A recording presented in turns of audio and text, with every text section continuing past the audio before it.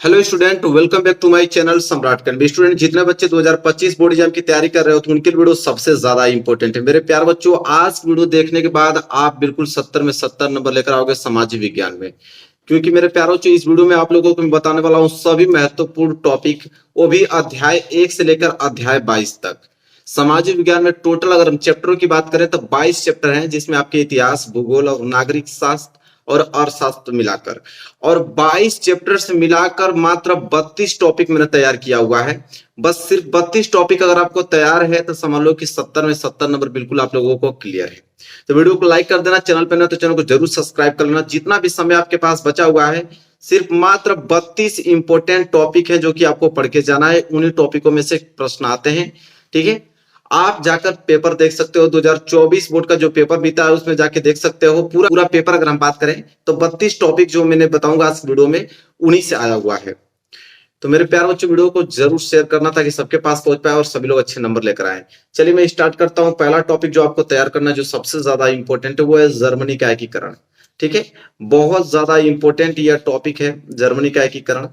और हर साल इससे प्रश्न बनते हैं, जो कि इस बार भी बनेंगे, जो कि आपको पूरा का पूरा इसको तैयार करना है कि जर्मनी का एकीकरण कब हुआ था, कैसे हुआ था। वहीं अगर हम बात करें दूसरे प्रश्न जो कि आपको तैयार करना है, दूसरा प्रश्न है कि 1789 फ्रांसीसी क्रांति का कारण तथा प्रभाव बताइए। कि जब 1789 में फ्रांस की क्रांति हुई थी तो किस कारण की वजह से क्रांति हुआ था, और जब कारण मतलब वो क्रांति हुआ तो उसके बाद क्या प्रभाव पड़ा, अन्य देशों पे भी और फ्रांस पे भी क्या प्रभाव पड़ा। बहुत ज्यादा इंपॉर्टेंट ये टॉपिक है जो मैं आपको बता रहा हूँ। सिर्फ 32 टॉपिक आपको तैयार करना है, समाज विज्ञान में आप लोगों का पूरा हो जाएगा 70 में 70 नंबर। और 10 नंबर का मानचित्र पूछता है तो मैं अलग से टॉपिक मानचित्र बना दूंगा। अन्यथा क्वेश्चन जो पूछे जाते हैं सिर्फ इतने ही 32 टॉपिक से पूछे जाते हैं। इसके बाद अगर हम बात करें प्रश्न नंबर 33, तो वह है आप लोगों का इटली का एकीकरण। अभी मैंने पहला प्रश्न आप लोगों को बताया कि जर्मनी का एकीकरण बहुत इंपॉर्टेंट है। आगे जो इंपॉर्टेंट है वो है जर्मनी का एकीकरण। ये दोनों टॉपिक आप लोगों को क्लियर होना चाहिए, जर्मनी का एकीकरण और इटली का एकीकरण। वेरी वेरी मोस्ट इंपॉर्टेंट ये टॉपिक है। 3 प्रश्न यहां से क्लियर हो जाएंगे आपके। चौथा प्रश्न जो आपके एग्जाम में पूछा जाएगा वो है महात्मा गांधी जी के सत्याग्रह पर एक निबंध लिखिए। तो महात्मा गांधी जी ने कितना सत्याग्रह, कितना आंदोलन उन्होंने चलाया था, सत्याग्रह आंदोलन, ठीक है। वो सभी आंदोलन आप लोगों के पूरा याद होना चाहिए, क्योंकि उससे ऑब्जेक्टिव क्वेश्चन भी और लघुत्तरीय और दीर्घोत्तरीय प्रश्न भी बनते हैं। इसलिए महात्मा गांधी जी के जितने भी सत्याग्रह उन्होंने चलाया था वो सारे सत्याग्रह आपको याद होना चाहिए। आगे अगर हम बात करें प्रश्न नंबर 5वां, तो महात्मा गांधी द्वारा चलाया गया असहयोग आंदोलन का कारण तथा अर्थ लिखिए। यह प्रश्न 4 नंबर के लिए आपके एग्जाम में पूछा जाता है कि महात्मा गांधी जी जो चलाए थे असहयोग आंदोलन, तो उसके क्या कारण थे, उसके क्या अर्थ थे। यह प्रश्न आपके एग्जाम में आता है। 2024 में जाके देख लो, 2024 का जो पेपर बीता है पूरे के पूरे प्रश्न यहाँ से बने थे 32 टॉपिक से। इसलिए मैं आपको बता रहा हूँ कि 2025 में अगर 95% लाना चाहते हो तो इस 32 टॉपिक को पहले तैयार करके ही आपको एग्जाम देने जाना है। चलिए आगे बढ़ते हैं। और अगला प्रश्न यहाँ पे दिया प्रश्न नंबर 6। प्रश्न नंबर 6 मेरे प्यारे बच्चों क्या है, महामंदी के कारणों को लिखिए। कि महामंदी के क्या कारण थे, महामंदी किस लिए आई, महामंदी आने के बाद कौन कौन से देश यहाँ पे निचले स्तर पे चले गए, ठीक है। कौन सी चीजें मांगी हुई, कौन सी चीजें सस्ती हुई, ठीक है। ये सारी चीजें आपको याद होना चाहिए। इसके बाद देखिए आगे प्रश्न नंबर 7वां। प्रश्न नंबर 7वां क्या है कि 19वीं शताब्दी में अंतरराष्ट्रीयों द्वारा बताए गए 3 प्रकार के प्रवाह की व्याख्या कीजिए। कि 19वीं शताब्दी में 2 अंतरराष्ट्रीय द्वारा बताए गए 3 प्रकार के प्रवाह बताए गए थे। ये तीनों प्रकार के प्रवाह आपको याद होने चाहिए। वेरी वेरी मोस्ट इंपोर्टेंट ये टॉपिक है मेरे प्यारे बच्चों।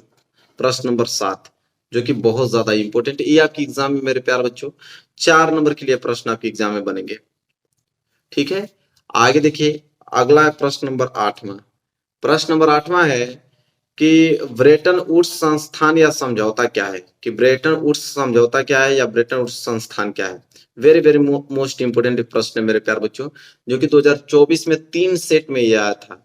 3 सेट के पेपर अगर हम बात करें तो 3 सेट के पेपर में यह प्रश्न पूछा गया था। आप समझ सकते हो कितना ज्यादा इंपॉर्टेंट है। आगे अगर हम बात करें प्रश्न नंबर 9 जो कि आपको तैयार करना है, इन प्रश्नों को तैयार कीजिएगा। अगर नहीं आंसर मिलता है तो कमेंट कीजिएगा, एक मैं वीडियो आप लोगों को पूरा का पूरा बना दूंगा। पूरे के पूरे आंसर का वीडियो बना दूंगा, आप तैयार कर लेना। इसके बाद है कि पहाड़ी क्षेत्रों में मृदा अपरदन तथा रोकथाम।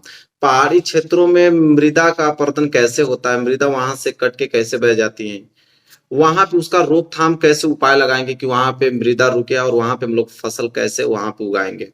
ठीक है, तो बहुत ज्यादा इंपॉर्टेंट टॉपिक है मेरे प्यारे बच्चों, जो कि आपको तैयार करना है।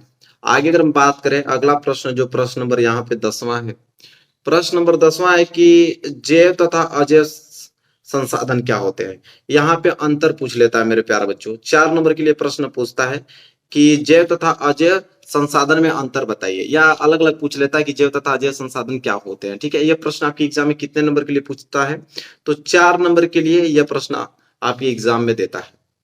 इसके बाद अगला प्रश्न जो आपको तैयार करना है, प्रश्न नंबर 11, वो है कि जैव विविधता क्या है या उसका महत्व बताइए। 4 नंबर के लिए प्रश्न एग्जाम में आपके बनेंगे कि जैव विविधता क्या है, वेरी वेरी मोस्ट इंपोर्टेंट है। यह जैव विविधता एक चैप्टर भी है, उसी चैप्टर से प्रश्न लिया गया है, तो आपको मालूम होना चाहिए कि जैव विविधता क्या है या उसके महत्व को दर्शाइए। वेरी वेरी मोस्ट इंपोर्टेंट प्रश्न नंबर 11 जो आपको तैयार करना है। अगला प्रश्न जो कि ज्यादा इंपॉर्टेंट है, वह प्रश्न नंबर 12। क्या है प्रश्न है कि मृदा अपरदन क्या है, कारण बताइए। Very very most important 4 number के लिए प्रश्न बनेंगे कि मृदा अपरदन क्या है, उसके क्या कारण है। बहुत ज्यादा इंपॉर्टेंट मेरे प्यारों, एक प्रश्न छोड़ना नहीं है। जो मैं आपको कह रहा हूं ना कि 32 टॉपिक आपको तैयार करके जाना है, तो तैयार करके जाना है, अगर आप 70 में 70 नंबर लाना चाहते हो तो। चलिए, मृदा अपरदन क्या है, उसके कारण बताइए। प्रश्न नंबर 13 देखिए कि 3 राज्यों के नाम जहां काली मृदा पाई जाती है और कौन सी फसल नुआगी जाती है। इसका मतलब क्या होता है मेरे प्यारे बच्चों, उगाई जाती है, यहाँ पे नुगाई नहीं, ये क्या लिखा गया, उगाई जाती है। मतलब कहने का मतलब है कि 3 राज्यों के नाम बताइए जहां पे काली मृदा पाई जाती है और कौन सी फसल उपयुक्त मानी जाती है काली मृदा के लिए, कौन सी फसल उसमें उगाई जाती है काली मृदा में, यह पूछा है। वेरी वेरी मोस्ट इंपोर्टेंट मेरे प्यारे बच्चों, यह प्रश्न है जो कि आपको तैयार करना है। ठीक है, चलिए अगला प्रश्न अगर हम बात करें, प्रश्न नंबर 14, बहुउद्देशीय परियोजना के लाभ तथा हानि लिखिए। कि बहुउद्देशीय परियोजना, ये तो बहुत ज्यादा इंपॉर्टेंट है, 4 नंबर के लिए प्रश्न पूछे जाते हैं कि बहुउद्देशीय परियोजना के क्या लाभ हैं और क्या हानियां हैं। ठीक है, अलग अलग पेयर बना के लिखना होगा, एक साइड आप लाभ लिखिएगा, एक साइड हानियां लिखिएगा। ठीक है, चलिए आगे अगर हम बढ़ेंगे और अगला प्रश्न की अगर हम बात करें, तो प्रश्न नंबर 15 देखिए क्या है। प्रश्न नंबर 15 मेरे प्यारे बच्चों है कि भारतीय कृषि की कोई 3 विशेषता लिखिए, कि भारतीय कृषि की क्या विशेषताएं हैं। ठीक है, लेकिन यहाँ पे कितनी विशेषताएं लिखने के लिए बोला है, 3 विशेषताएं लिखने के लिए बोला है मेरे प्यारे बच्चों। वेरी वेरी मोस्ट इंपोर्टेंट है, जो आपको तैयार करना है।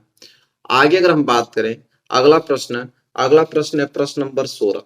प्रश्न नंबर 16 है कि चावल, जिसे हम लोग धान बोलते हैं, कि चावल की खेती के लिए उपयुक्त भौगोलिक परिस्थितियों का वर्णन कीजिए। प्रश्न 6 नंबर के लिए आपके एग्जाम में आता है कि चावल की खेती कैसे की जाती है, कौन सी भौगोलिक परिस्थितियां का सामना करना पड़ता है, कितना पानी, कौन से महीने में किया जाता है, कौन सा खाद्य पदार्थ का यूज करते हैं चावल या धान की खेती के लिए। ठीक है, पूरा स्टेप उसका लिखना पड़ता है, तब जाके 6 नंबर मिलता है, इसलिए प्रश्न बहुत ज्यादा इंपॉर्टेंट है। ठीक है, आगे बढ़ते हैं। अगला प्रश्न देखिए क्या, प्रश्न नंबर 17। प्रश्न नंबर 17 है कि कृषि की 3 प्रमुख समस्याओं का उल्लेख कीजिए। कि कृषि की 3 प्रमुख समस्या बताइए। प्रश्न 4 नंबर के लिए एग्जाम में पूछे जाते हैं।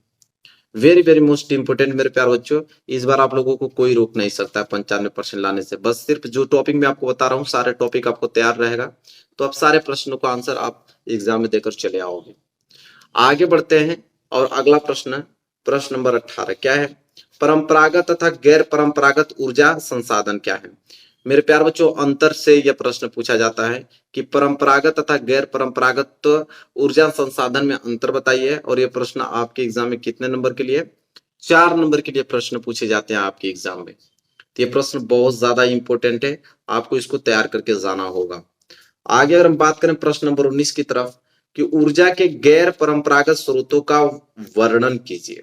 Very very most important 4 number के लिए प्रश्न है, ऊर्जा के गैर परंपरागत स्रोतों का वर्णन कीजिए। वेरी वेरी मोस्ट इंपोर्टेंट प्रश्न। चलिए आगे देखिए, अगला प्रश्न जो आपको तैयार करना है, प्रश्न नंबर 20वां, कि सड़क परिवहन के 3 गुण बताइए। कि सड़क परिवहन के 3 गुण, आपको ऐसे तो अनेकों प्रकार के गुण हैं, लेकिन आपको सिर्फ 3 ही बताना है, इसलिए 4 नंबर के लिए प्रश्न है, बहुत ज्यादा इंपॉर्टेंट है। आगे बढ़ते हैं, अगला प्रश्न देख लो, प्रश्न नंबर 21, कि परिवहन तथा संचार के साधन किसी देश की जीवन रेखा तथा अर्थव्यवस्था क्यों कहे जाते हैं? मेरे प्यारों, 6 नंबर के लिए प्रश्न आपके एग्जाम में पूछे जाते हैं कि परिवहन तथा संचार के साधन किसी देश की जीवन रेखा तथा अर्थव्यवस्था क्यों कहे जाते हैं? आगे बढ़ते हैं, अगला प्रश्न देखिए, प्रश्न नंबर 22। प्रश्न नंबर 22 है कि गठबंधन सरकार से आप क्या समझते हैं? 4 नंबर के लिए प्रश्न है कि गठबंधन सरकार किसे कहते हैं। ठीक है, ये भी प्रश्न बहुत ज्यादा इंपॉर्टेंट है। आगे बढ़ेंगे, अगला प्रश्न जो आपको तैयार करना है, प्रश्न नंबर 23 क्या है कि संघवाद क्या है और इसकी प्रमुख विशेषताएं लिखे। ठीक है, तो संघवाद जो चैप्टर है उससे प्रश्न लिया गया है और ये भी प्रश्न 4 नंबर के लिए पूछे जाते हैं। तो सबसे पहले आप संघवाद बताओगे, फिर संघवाद की प्रमुख विशेषताएं हेडिंग डाल के उसकी विशेषताओं लिखोगे, इसलिए बहुत ज्यादा इंपॉर्टेंट प्रश्न है प्रश्न नंबर 23। यहां तक आप तैयार कर लिए।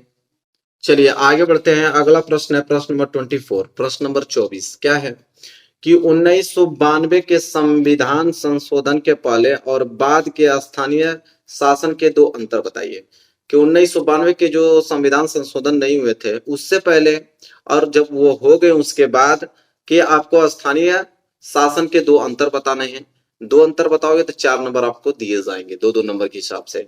बहुत ज्यादा इंपॉर्टेंट है, ये भी प्रश्न आप लोगों को क्या करना है, तैयार करना है। आगे बढ़ेंगे, अगला प्रश्न देख लो, प्रश्न नंबर 25 कि भारत के विधायिकाओं में महिलाओं के प्रतिनिधित्व की स्थिति क्या है। कि भारत के जो विधायिकाएं हैं उसमें महिलाओं के प्रतिनिधित्व की स्थिति पूछा है। वेरी वेरी मोस्ट इंपोर्टेंट ये प्रश्न है मेरे प्यारे बच्चों, जो आपको तैयार करना है। अगला प्रश्न की तरफ बढ़ेंगे, अगला प्रश्न है 26 प्रश्न है कि बताइए कि भारत में किस तरह अभी भी जातिगत असमानताएं पाई जाती हैं। वेरी वेरी मोस्ट इंपोर्टेंट प्रश्न है कि इस समय भी जातिगत समस्याएं पाई जाती हैं किस तरह की भारत में।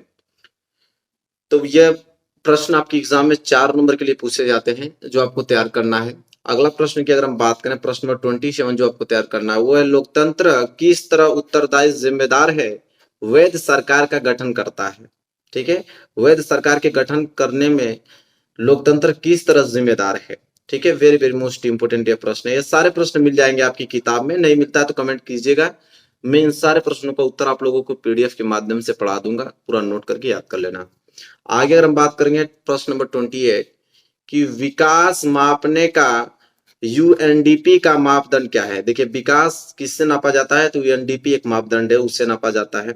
ठीक है, तो उसका संक्षिप्त वर्णन करने के लिए बोलेगा आपको। 4 नंबर के लिए प्रश्न आते हैं जो कि इंपोर्टेंट है, जो तैयार करना है आप लोगों को एग्जाम तक। आगे अगर हम बात करें प्रश्न नंबर 29, प्रश्न नंबर 29 क्या है कि लोकतंत्र के सम्मुख प्रमुख चुनौतियों का वर्णन कीजिए। वेरी वेरी मोस्ट इंपोर्टेंट है कि लोकतंत्र के सम्मुख प्रमुख चुनौतियों का वर्णन। 4 नंबर के लिए नहीं, ये तो प्रश्न 6 नंबर के लिए आपके एग्जाम में आते हैं। वेरी वेरी मोस्ट इंपोर्टेंट है। आगे बढ़ते हैं, अगला प्रश्न जो तैयार करना है कि संगठित कार्य से आप क्या समझते हैं। ठीक है, वेरी वेरी मोस्ट इंपोर्टेंट है कि संगठित कार्य से आप क्या समझते हैं। और अगला प्रश्न की अगर हम बात करें, प्रश्न नंबर 31 कि वैश्वीकरण से आप क्या समझते हैं। वेरी मोस्ट इंपोर्टेंट, 4 नंबर के लिए प्रश्न हो ही नहीं सकता है प्रश्न आपके एग्जाम में आए कि वैश्वीकरण से आप क्या समझते हैं। जाके आप 2024 का पेपर उठा के देख लेना, इन 32 टॉपिकों से बाहर कोई प्रश्न ही नहीं पूछा गया है। आगे देख लो, लास्ट टॉपिक है 32 कि ऐसे कारकों की चर्चा करें जिनमें उपभोक्ता का शोषण होता है। ये 2024 में प्रश्न पूछा गया है। ठीक है, वेरी वेरी मोस्ट इंपोर्टेंट यह प्रश्न मेरे प्यारे बच्चों। तो सिर्फ 32 टॉपिक ही आपको तैयार करके जाना है, जो मैंने आप लोगों को बताया है कि अध्याय 1 से लेकर 22 तक। और एक पूछा जाता है आप लोगों का मानचित्र, जो मैं उसको बता दूंगा, पूरा का पूरा क्या हो जाएगा, क्लियर हो जाएगा। एक प्रश्न भी आप लोगों का छूटने वाला नहीं है। तो इन 32 टॉपिकों को तैयार कर लेते हो, मेरी गारंटी कि 70 में 70 नंबर लेकर आओगे। लेकिन पूरे के पूरे टॉपिक आपको तैयार होने चाहिए। तो वीडियो को लाइक कर देना, चैनल पे ना तो चैनल को जरूर सब्सक्राइब करना। हर एक लड़के के पास जो 2024-25 बोर्ड एग्जाम देने वाले हैं उनके पास ये पहुंचना चाहिए, ताकि वो पढ़ के वो भी 70 में 70 नंबर ला पाए। मेरे प्यारे बच्चों, चलिए मिलेंगे आपको नेक्स्ट वीडियो में, तब तक के लिए धन्यवाद।